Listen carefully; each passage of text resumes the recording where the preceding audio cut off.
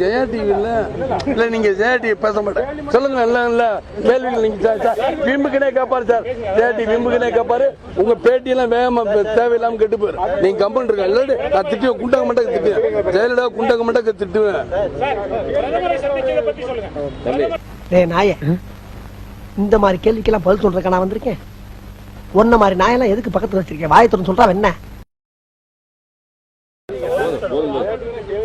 கேள்விக்கா கூட சார் நான் கேள்வி பதில் சொல்லணுங்கிற எனக்கு ஒன்றும் அவசியம் கிடையாது சார். ஜெயாட்டி கேள்வி நீங்க கேட்கறதுக்கு உரிமை இருக்கும்போது எனக்கு பதில் சொல்லணுங்கிற உரிமை இல்லை. எங்க நீங்க பேசுறீங்க?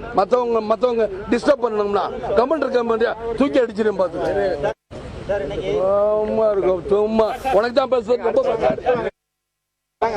சும்மா சும்மா என்ன கொம்பா மலைச்சிருக்காரு. இத சொன்னா நம்மள பைத்தியக்காரன்னு சொல்றாங்க.